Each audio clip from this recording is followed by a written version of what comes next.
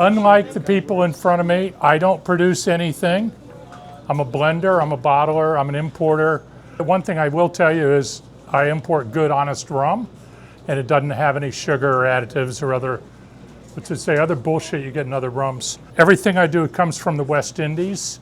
I got lucky and got to spend 20 years of my life in the Caribbean on a sailboat, and I did a lot of different things. I smuggled everything but drugs, and honestly, statute of limitations is well past, but I made a living selling and a lot of rum and all kinds of things, but I never smuggled drugs. Everybody I knew that was in the drug business ended up dead or in jail, so I didn't do that. But I did get sucked into this. In '95, I started a little website called Ministry of Rum. Unfortunately, that got deprecated. The software I wrote got deprecated. Some other things that I do are Nissan and La Favorite Rum. And now I have Bologna rum from Guadeloupe. I'm a chemical engineer, worked all kinds of places. One thing I am not is a good employee. And my boss in 1978 made that very clear to me on a plane. He asked me what I wanted to be doing in 5 years. And I wrote, go sailing. And he said, no, write down 5 things you're gonna do to make that happen. And I wrote, I quit. I've been much happier ever since. He's been much happier too. That did lead me to the Caribbean. 5 years later, I bought a boat. I'd worked, one of the last places I worked was Papua New Guinea on an oil rig, or actually a gas rig. They told us it was oil because it's a lot cheaper to insure a gas or an oil rig than a gas rig. But I ended up spending 20 years down in the Caribbean on a sailboat. And I got this idea one night to investigate the distilleries and find out why I could buy a bottle of Crucian 2-year-old rum in St. Thomas for $2 or less, depending on if it was on sale. And then the stuff that we were drinking in Culebra, Puerto Rico, was $9 a bottle. It was Don Q Cristal. And I said, well, I'm gonna go find out. And I went to the distilleries and it had really opened my eyes. Fortunately, I had a chemical engineering background, so I knew what I was looking at. And along the way, they started giving me bottles of rum. Most of you are working in bars, hospitality. How many of you drink things at your bar or your place of work that you can't afford to buy and drink at home? Yeah, the rest of you are liars. It's true. In the Caribbean, people started giving me bottles of rum. I was a sailor, I didn't have any money, and what little money I had, I wasn't gonna spend on expensive rum. But they gave me things and I got an education. Everything I've done under the Hamilton label, I started with Nissan La Favorite and now Bologna, rum agricole. 22 years ago, I met one person in America that knew what rum agricole was. Today, most of you have been exposed to a little bit of it here and there. There's many different varieties. And like I said, I import Nissan and La Favorite because I knew where it came from. Like the gentleman that spoke before me, they know where everything came from. They know how it's bottled. They know the people that make it. I knew those people. So I started importing the good rum agricole. And then bartenders started asking me for things. And I had to start the Hamilton brand. I didn't get high one night and come up with this great idea to have a rum brand, and I'm gonna call it Hamilton, and I'm gonna do all this cool stuff and make lots of money. Bartenders were asking me for things like Demerara rum that's now part of a lot of bars. Another one was Jamaican Black. I was telling somebody tonight, if you came to me today and said, I want a Jamaican Black rum, I would not see the market for it. I don't see the market for it, but it's my 3rd best-selling product. And I think it's one of the ones we're gonna taste here shortly. This is one of the most recent, I've got a couple of others that are more recent, but White Stash. Bartenders came to me and said, Ed, we've got to have a Hamilton white rum. And I said, well, what's wrong with the white rum you got? You got a white rum, you got a bunch of them. And besides that, white rum is a whore's market. And I hate to say it, but you're a bunch of whores. You got all this crap that you don't like, and you're selling it, and you want me to do another one and jump in bed with you guys and compete with all this stuff that you don't like. So tell me what you like about all the rums you're using. And we tasted them, and they really didn't have a lot of good things to say, but they told me they didn't want something that tasted like cotton candy. They didn't want something that smelled like fingernail polish remover on the nose. They wanted something that didn't finish like a burnt credit card. They wanted something with some rum flavor. And last but not least, don't bring me any more goddamn 80 proof rum. We want something that can stand up to a daiquiri. I knew where to get it. It was just a matter of buying it and bottling it. And so I literally took some selfies, sent it to the people that do my labels, said, here, put this on the Navy strength bottle label, change it to 87, call it White Stash, and I'm gonna start bottling it. And that's what's in the cocktail that you've got in front of you now. 87 proof, 3-year-old rum from Trinidad. And initially I had to add a little bit of distillate from Guyana and Dominican Republic in order to get the price where it needed to be. Since then, I've been able to negotiate better prices on the rum, and soon I'll put a 3-year-old age statement on it. You can age rum longer than 3 years, but if you do and then you carbon filter it, you're gonna take out all the flavor. So, and then I bottle it at 87 proof. It's bottled in upstate New York. Which one is this? Oh, and then everything is bottled in a distillery in upstate New York. It's well water. The water's never been part of a municipal water supply. So we just run it through a RO filter and a UV filter, and then we put it into the rum, dilute it down over 5 days. The dilution process is very important. I won't get into all that now, but everything is done at 5 and 20 Distillery in upstate New York. They've been a really good partner for me, and it only comes in liter bottles for 2 reasons. I couldn't bottle a white rum in a dark bottle, and the 750s are an amber bottle. And secondly, you can't put that much good rum in a 750 bottle. So here we go. This is kind of where I hung out for many years. There's a little place over here called Culebra, and I used to sail down through all these islands over to here and then back up and down these islands for the better part of 20 years. And I never got caught doing anything illegal, never went to jail, never got fined even, never even had to go to court.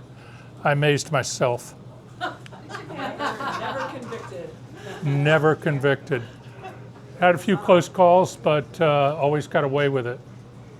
So after I started bringing in Demerara rum, everybody here got the memo that tiki bars are coming back. People were asking me for black Jamaican rum. I had not met Jeff Berry at that point, Beach Bum Berry, but he was writing books and talking about Jamaican black rum. And the challenge was the only thing that was available at that time was Karuba, and in the early 2000s, it was more like black vodka. I knew where to get good rum. I went to Worthy Park in the middle of Jamaica, and they didn't get affected by the hurricane. They lost a little bit of a roof, but there were no problems, which was a really good thing because I had an order for a tank of rum, and I didn't know whether it was at the distillery or at Kingston, and the Kingston port was closed for about a week, which would have meant a tank that was labeled rum on it probably would have been stolen. But the tank got filled last week, and it left Kingston this morning for New York. It'll go to New York City. It'll get trucked up to 5 and 20. It'll come in at about 160 proof, just under 160 proof, because at over 160 proof, it costs me a lot more money because of the not the tariffs, the regular taxes. But 100% of it's made at Worthy Park Estate. It's all pot still rum. They grow their own cane, they make their own molasses, they make their own rum, and then they sell it to me. I'm the only bottler that can put Worthy Park Estate on their bottle. They put it on theirs, and I can put it on mine. They trust me. I've got a pretty good reputation. I haven't screwed it up yet. Maybe someday I will. But they trust me that I'm not going to say it's Worthy Park Estate rum and put some other crap in it and screw their name up. So I've got a very good relationship with them and all the other people I buy. And then it's colored with a GMO-free black caramel. It takes 1 liter of caramel to color 4,000 liters of rum. I know there's 2 or 3 people here that are old enough to remember Brill Cream. Yeah. Do you remember the slogan for Brill Cream? A little dab will do ya. Literally, the amount that if you put your finger in it and then wiped it off, that's about as much. It's less than 3 drops per bottle. I say 4,000. So 4,000 liters of bottled rum is about a little over half a truckload. So this is bottled at 93 proof. Again, who wants 80 proof rum when you can have whatever you want? And when I asked bartender, I said, okay, you want a black rum? What do you want? What proof? And they, oh, well, 90, how about 93? That's a good round number. So we do 93. I also do a gold rum because pre-production, I took this to a bar and said, here, what do you think of this? And they smelled it and looked at it. Can we make a daiquiri? Sure, you can do whatever you want. I'm not the guy that comes here and says, yeah, smell it, but you can't do anything with it. They made a daiquiri and they said, Ed, we love everything about it, but the daiquiri in our champagne coupe looks like somebody shit in the glass.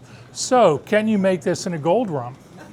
I said, sure, I made it black, I can make it gold. I get some different caramel. It's not less caramel, different caramel. I make it a gold rum. I drink the gold rum at home with Costco coconut water and ice. Like most of you, when I get home at the end of the day, I don't make a cocktail. I open a beer or I pour something straight. Well, this is a 3-ingredient cocktail. It's Costco coconut water that my girlfriend drinks, Jamaican rum, and ice. 3 ingredients, no garnish. So that's the black. The distillery is here in the middle of the island. It's about halfway between Ocho Rios on the north and Kingston on the south. And it's about 1,800 feet elevation. They, like I said, they grow their own cane. They make their own molasses. This is their sugar mill on the right. The fermentation is nice, clean, stainless steel, closed stainless steel fermenters. As they tell me, everything in Jamaica grows at Worthy Park. All the wildlife, birds, and everything else. So if you've got open fermentation tanks, you're gonna have all kinds of stuff in here. These pipes off the top vent the CO2 gas that's generated during fermentation, but it's fermented and then it goes into a copper pot still. These are 2 retorts, and this looks like it's 100 years old. It's based on an old design, but everything is got sensors all over it. They're measuring the temperature, pressure, pH, and different parameters, so it's all reproducible. One of the big things for me is that I'm spending money to buy this stuff, put it into production for you. If it's going to change every batch, I'm screwed. I can't afford to start over on every batch. So continuity of the product, quality control at the source is really important to me, and all of the suppliers I work with are very good at quality control. Trinidad Distillers Limited or Demerara or Worthy Park. The other thing that I can do by buying rum from, say, Guyana and Jamaica, I can put them together and make a Navy strength rum that has a flavor profile that nobody else in the islands has. So, everybody got the black? Tried that? I didn't hear any choking or coughing, so I guess you all are professionals. I like it. That's all. It doesn't suck. That's all I want to hear. The last one is pimento dram. I actually started this about the time I started with the Jamaican black. Jeff Berry was telling me, Ed, we've got to have a better pimento dram. I know you can do it. I went to Jamaica, got some samples of different things on the shelf, went to some people that were making it, And the response I got was, "Mon, you got any idea how much work that is to make a whole bunch of it?" And I realized, thank you very much. You just saved me a ton of money and a ton of problems. There would be no quality control in Jamaica with some third-party bottler, blender, and he wouldn't have the resources to buy the bottles, the labels, to get it into production. Shipping would be a pain in the ass. He probably wouldn't have a license. It would just be one headache after another. I did go to Joy Spence and ask her if I could buy the Dr. Sangers if they were still producing it. She said, "Ed, we love you, but we're not going to sell it because we don't make enough of it. We make a little bit for Jamaicans at Christmas, but the reality is people in Jamaica make their own. And it's not a producible product for us. It's not big enough volume." And I said, "Okay, thank you very much."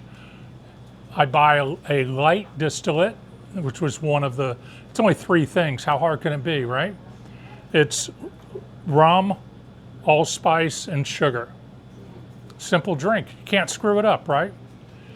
You all know that it takes a lot of tasting and such to make a good drink with 3 ingredients. And then to do it 1,000 times is even harder. So anyway, it took 2.5 years. I had the labels printed. This was actually the last label that I did 100% myself. Then I started working with some other people to clean it up a little bit. My friends in New York told me originally, not this one, but my previous ones, they said, "Ed, we love your rum. The labels look like they're counterfeit." So I started cleaning them up a little bit. But this is allspice pimento from West Indies. Pimento is the only spice that we use today that's actually indigenous to the West Indies. All of the other spices that we use, cloves, cinnamon, nutmeg, all came from Africa. But it looks like a little peppercorn. We put it in high-proof rum for about 4 days, 4 to 5 days, strain it, then dilute that slowly down to about 40% alcohol, and then add a water sugar slurry and get it to 30% alcohol for bottling. It's great in drinks. It's also great over ice cream, apple pie. I put it in chicken marinade. I put it with Italian dressing. Just put a couple tablespoons in there. It gives it a little more character. I think it's a Christmas fruitcake. Yeah. It is. It's Christmas in a bottle. Yeah, you know, it's A woman in New York in a kosher wine shop. I was working with a rep one day, and she said, "What do you got?" And I said, "Well, I got some rum." I said, "I don't drink rum." I said, "Okay, but I got one thing you ought to smell." So she smelled it. She goes, "Oh my God, this is so good. My Jewish friends will buy it." She says, "What do I do with it?" I said, "Well, you drink it." So she sipped a little bit of it, and then I poured some Demerara 86 in on top of it. And she goes, "No, I don't drink rum." I said, "Try it." So she tried it. She goes, "Yeah, okay. Give me 2 bottles of the Demerara rum, 4 bottles of the Pimento Dram." I said, "Thank you very much." She says, "That's it." I said, "Yeah, you gave me an order. I'm done." I said, "Thank you." And she still has it. She only does it seasonally around Christmas, but it actually sells year round. I did make a change, and we all hate when things get reformulated. I did make a change on the back of the label. I don't know if it's on here or not. The back of the label, oh, yeah, here it goes. It is here. It says, "Never ruin another cocktail."